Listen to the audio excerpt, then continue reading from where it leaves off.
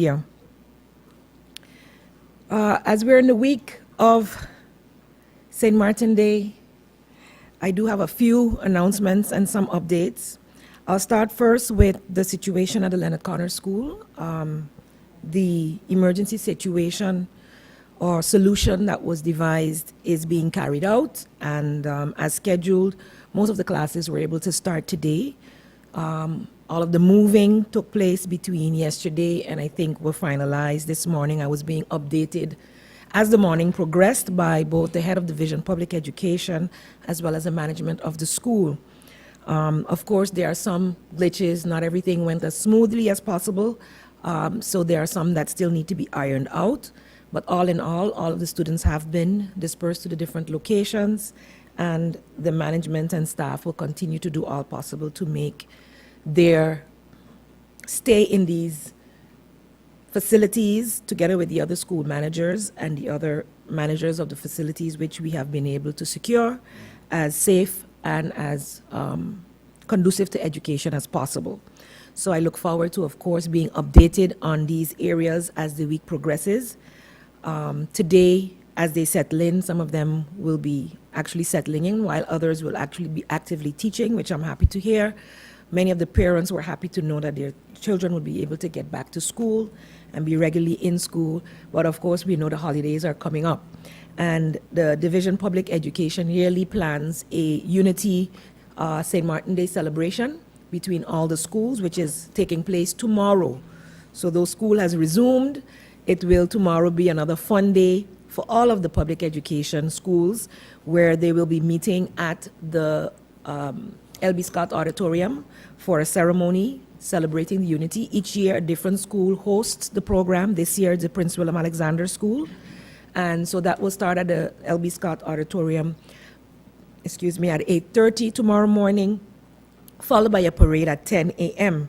The parade will be between all the schools, which includes, of course, the St. Martin Vocational Trading School. And it starts at the auditorium. It goes out to the Pondville, then turns at GEBE's offices onto the front street, and then turns back down from the courthouse to come down to the Festival Village. So it's not very long of a parade. We have some small children, of course, involved in this, and it usually goes a longer route, all the way up Front Street, etc. So it has been shortened somewhat, but of course there will be some inconvenience to the traffic. So I'm announcing that tomorrow between 10 and about 11:30, it might be a bit difficult to get into Phillipsburg, as the parade of the public schools of St. Martin for St. Martin Day will be taking place. Pre-St. Martin Day celebrations, which happen on a yearly basis, annually. So I look forward to those celebrations, and I'm sure the children, as well as those who look out to see the parade, will be looking out for that as well. Also, schools around the island usually take that day before St. Martin Day to celebrate within their schools as well, and so there are several other celebrations going on within the school, which I will also try to pass by one or two of them, which I've received invitations for. Next week, also during that week, is National Education Week, and many of the schools were challenged to put together presentations, which I will then be visiting as many schools, I believe all the schools on St. Martin, during the week of the 14th to the 18th, of November, to see their presentations, as well as to make a presentation to their teachers as well. November 11th itself, St. Martin's Day. I think many are feeling a little at a loss this year. Every other year, it's either the North or the Dutch or the French side, North or the Southern side that celebrates it. This year, it will be celebrated, or they are the organizers of the official celebrations, which will take place mostly in the French Quarter area.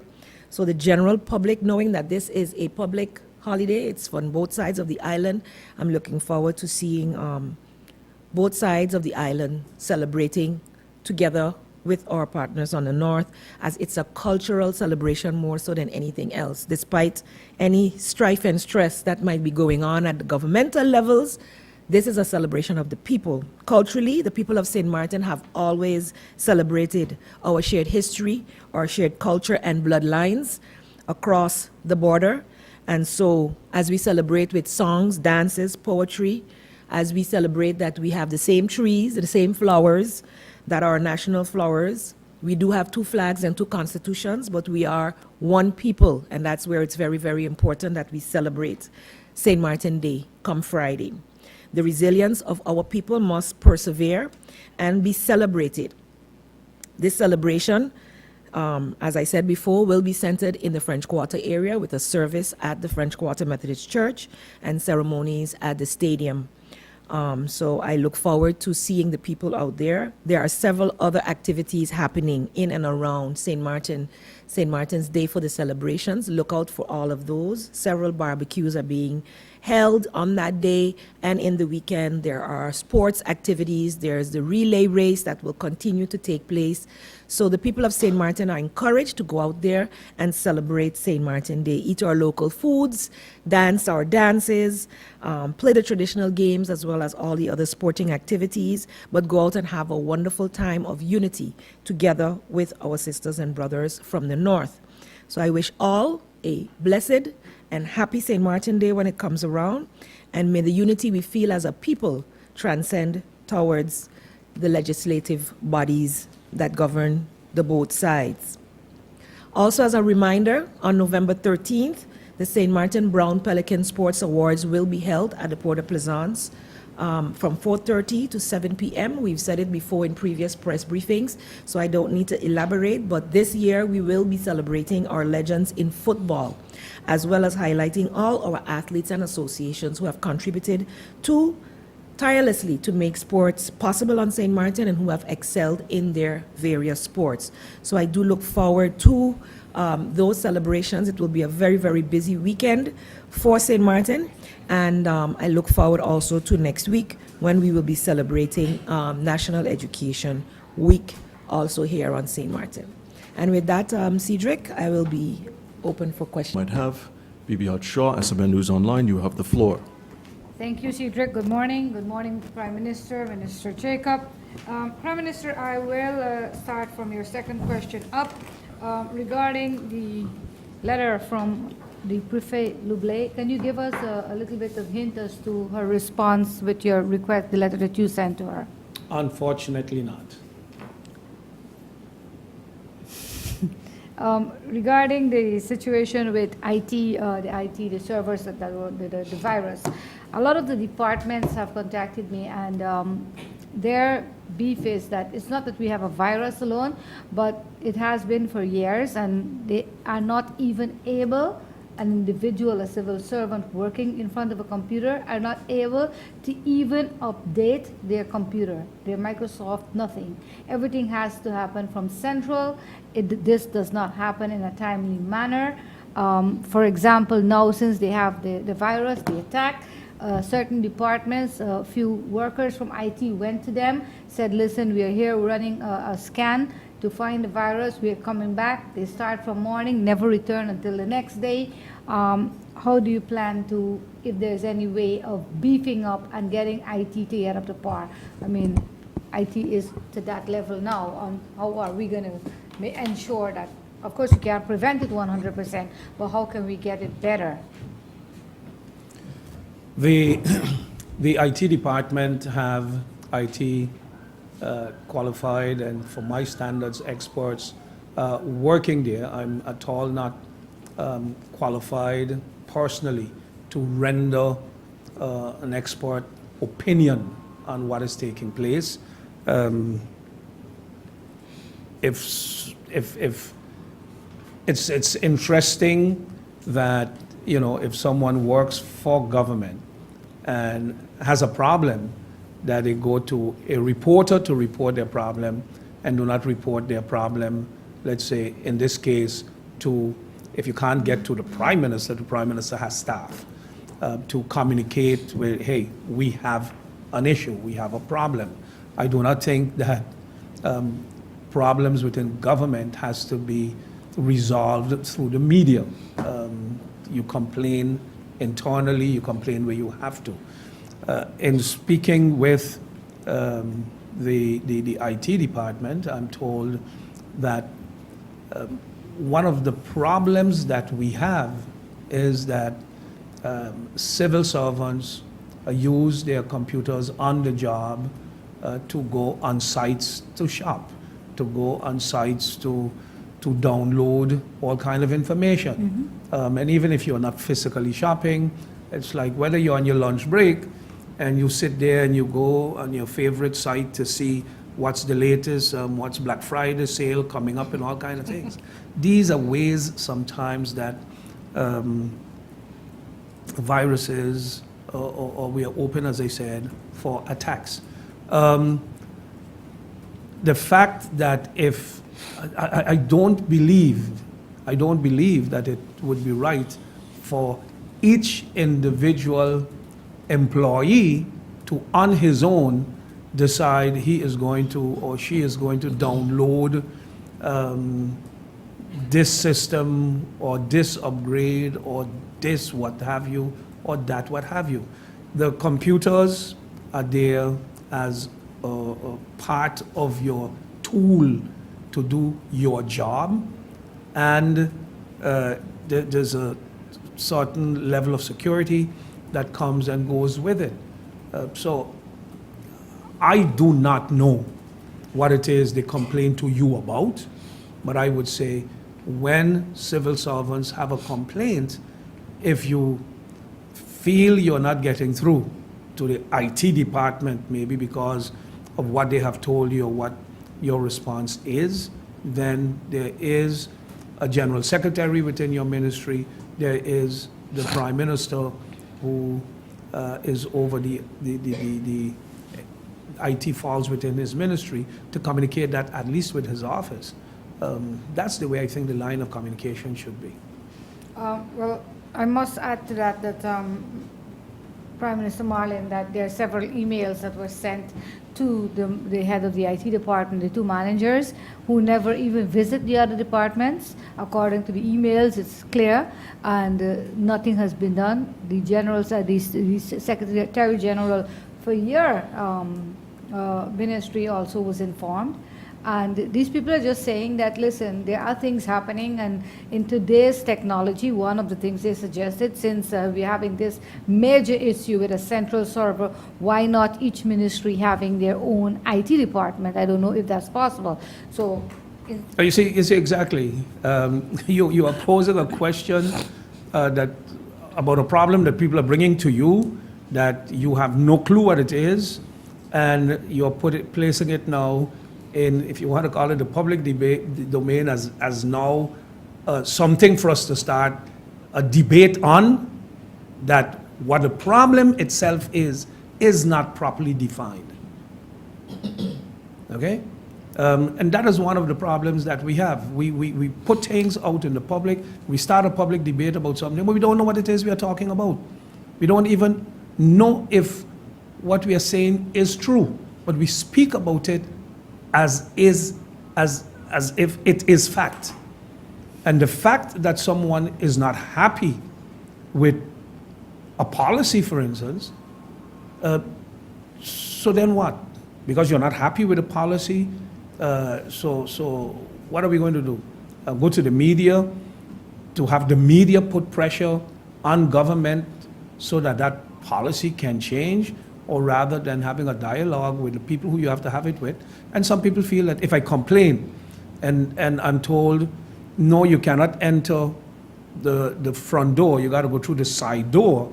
But if in their opinion going through the side door is ludicrous, that they should be able to go through the front door, then that becomes the issue. If it's the side door we have chosen to come through, then it's the side door we are going through. We can't have a policy or a decision that you go through the side door and now you're coming through the front door. That's as simple as it is. thank you. Thank you very much for your questions, Bibi. Judy Fitzpatrick, Daily Herald. Good morning. You have the floor. Good morning, and thank you. Good morning, ministers. Prime Minister, I also want to ask a couple of questions on the same issue. Can you inform us to what extent information has been compromised as a result of this? Has any information been compromised at all as a result of? Not to my knowledge. Not to my knowledge. The system was attacked and was down, and to prevent any further infiltration into the system, it was shut down.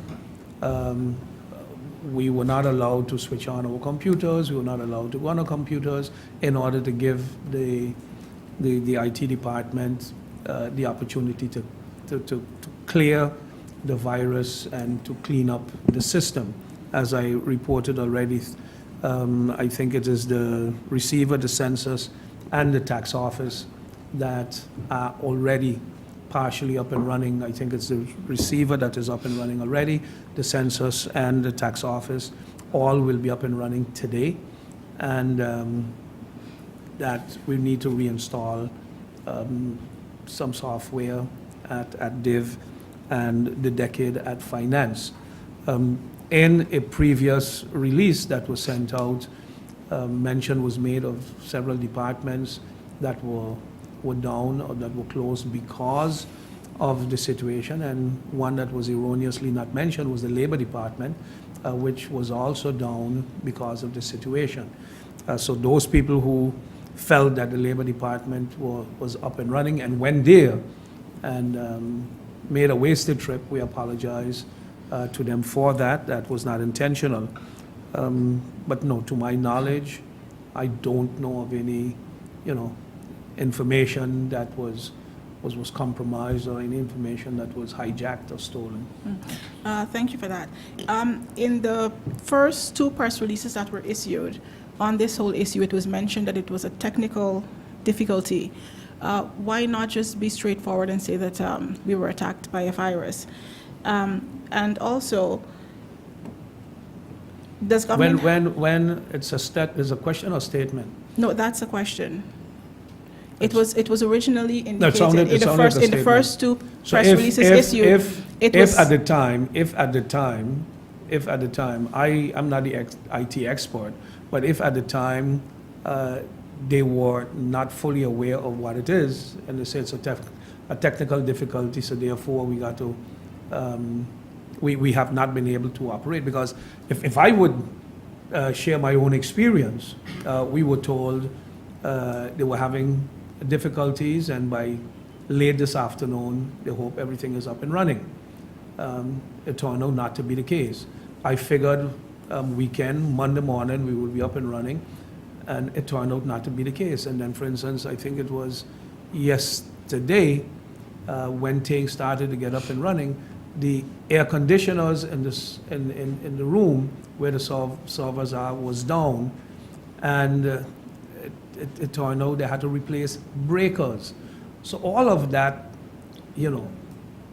created where we are today. So if at the beginning, we have it with people, somebody goes to the hospital, they have an attack, and the doctor says, well, I think it's a mild this, and then afterward it turns out it is more than the doctor thought it was. Okay.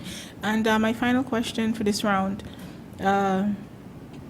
does government have an internet policy, and how far are civil servants allowed to access the internet? It's from my editor. If government have an internet policy,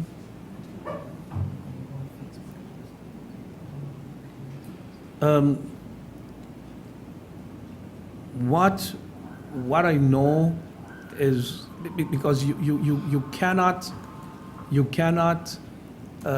monitor 1,000 laptops and PCs, I think, on a daily basis. They can block certain sites. They can block, you can block certain sites, but you cannot prevent somebody from getting, as I just said, an email. We get emails from Aruba. We get emails from all through the Caribbean. We send out invitations, for instance, as the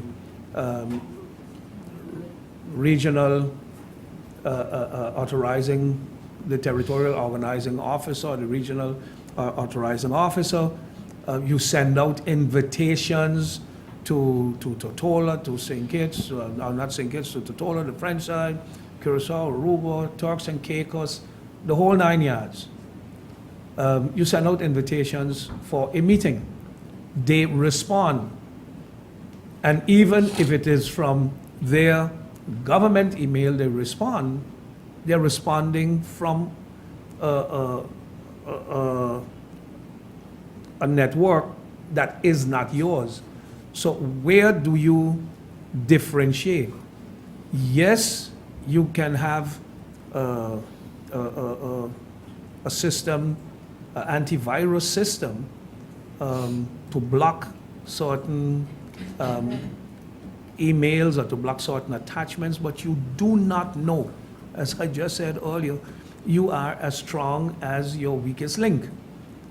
And it only takes one civil servant to open an email from somebody, or if somebody feels, well, hey, if I send an email to government that comes from Green Aruba Conference, if I see Green Aruba Conference, I am not going to think it's a virus because I've gotten emails from Green Aruba Conference. I click on it. When I click on it, it may not be what I thought it was. So it's difficult to say.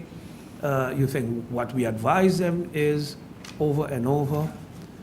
If you feel it is not safe, do not open it.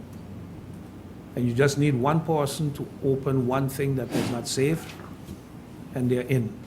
Thank you. Thank you, Judy. Bibi, you have the floor. Thank you. Prime Minister, are you aware that a particular minister took it upon, an outgoing minister, I should be very specific in that, it's not a minister coming back, took it upon himself and signed off with government as a guarantee to be able to bring back a ZV patient that was on vacation that apparently fell ill, and because the medical insurance company on the island refused to bring back the person because apparently when you're off island, your SZV insurance does not cover you as long as you step foot off of St. Martin. And here comes the minister, after getting a negative from the insurance company, decided that he is going to put government as guarantee to send a private plane to pick up the passenger. Are you aware of this? No, I'm unaware. Is it normal practice? I said I am unaware. I do not know what you're talking about. I am unaware of it. And if information, anybody who has information about a minister that is doing something that is illegal and wrong, again, they should bring it to the right authorities. And if you have information that it is not clear to me what the information is all about, because there is no proof of, and I'm not protecting anybody, I'm just saying somebody can, a reporter can come and ask me if I'm aware that a minister just gave away the Simpson Bay Lagoon. My answer would be, no, I am not aware. So what I'm going to do about it, I am unaware about it, so I can't do anything about it. And if those who seem to or claim to have the correct information about a minister, for instance, who gave away the airport, or who gave away the Simpson Bay Lagoon, or who sold GBE, then that information, not a rumor, that information should be handed over to the right authorities for them to deal with. I do not sign off on patients who come and go. Neither does the Council of Ministers. We do not, as Council of Ministers, sit in a meeting every week to decide who is going to fly to Colombia, Jamaica, Canada, or Puerto Rico. The Council of Ministers doesn't do that. So if a minister stepped beyond his ministerial responsibility and do things or has done something that is illegal, I am not aware of it. I know you're not the Minister of VSR, but we don't have one since a while now. And I don't know how much you're There is a aware, minister of VSR. but he has not been present and not reachable. That does not constitute a fact that we do not have a minister. All right. If you be calling someone and you can't get them, that does not mean the person is not in office or the person is not existent. All right. Do you know, we have heard a lot about chikungunya, Zika, and all the things that the residents of this island is not doing correctly to eliminate the breeding of mosquitoes. But have you gotten any information from any minister or government department that we are having E. coli and Legionella at certain hotels on the island, more than one hotels? No, I did not.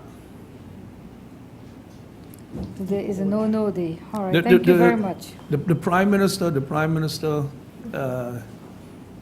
knows a lot, and there's more the prime minister doesn't know that he knows.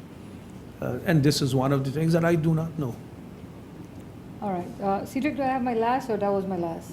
And I think in general, I think there is a tendency at times to go about things the wrong way. If someone is really concerned about, let's say, health issues on St. Martin, and one has facts available to him or her that there is a problem at a location, at a business place, at a hotel, at a school, at a government building, then put those things properly forward. To ask questions in a way like, oh, somebody is up to something again. We have public health inspectors, and if one addresses their concerns, if one says, here, this is a report I've gotten, this is information I've gotten, and nothing happens, then bring the report or those facts, let's say in this case to the Prime Minister, and say, Prime Minister, look at this. Look at this situation. This is what we understand. I get complaints of people, for instance, about SZV. I do not call the minister because the minister does not run SZV on a daily basis. I call the director of SZV, and the director would say, give me a minute, I'll call you back in a half an hour, I'll call you back in 15 minutes.